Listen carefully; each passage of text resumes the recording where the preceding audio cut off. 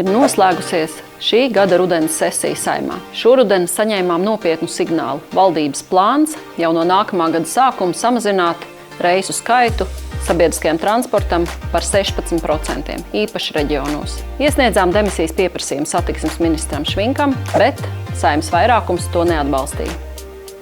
Arī budžeta priekšlikumos iesniedzām papildus finansējumu sabiedriskajam transportam. Valdība sadzirdēja gan mūsu, gan noteikti arī jūsu iedzīvotāju neapmierinātību, un šis lēmums patreiz ir apturēts. Izglītībā turpinājām cīnīties par izvēles brīvību bērniem turpināt mācīties tālmācībā arī pamatskolā.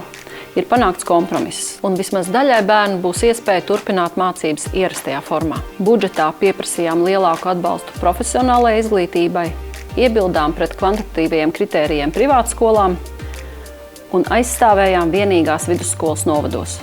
Budžeta debatēs uzstājām uz lielāku caurspīdīgumu.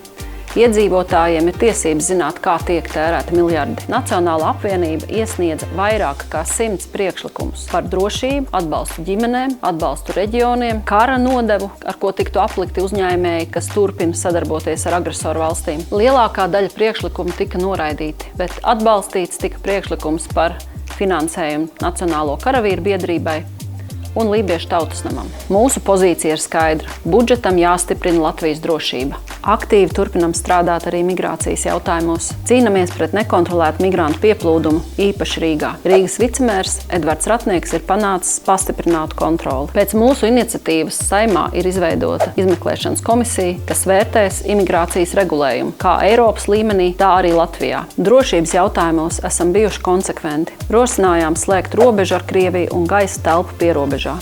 Diemžēl Saeima to neatbalstīja. Atbalstām dzelzceļa sliežu demontāžu pierobežā, kā to ieteica Nacionālie bruņotie spēki. Esam iesnieguši pieprasījumu Evikai Siliņai par jautājumiem, kuri netiek risināti un netiek sarautas ekonomiskās un sadarbības saites ar Krieviju un Baltkrieviju, un pieprasījumu satiksmes ministram par pārvadājumu pārtraukšanu uz Krieviju. Valdošā koalīcija atbalstīja neregulāro pasažieru pārvadājumu pārtraukšanu ar Krieviju. Tas ir ļoti mazs solis, bet pareizajā virzienā. Rudens bija jaudīgs arī ārpus Saeimas darba. Organizējām 18. novembra lāpu gājienu ar vairākiem tūkstošiem dalībnieku. Nacionālā apvienībai bija domas sēde Vidzemē un 5 domnīcas, gatavojot nākamās Saeimas vēlēšanu programmu. Nacionālās apvienības kongresā ievēlējām jaunu valdi un paziņojām premjera amata kandidātu. Turpinam darīt mērķtiecīgi un atbildīgi.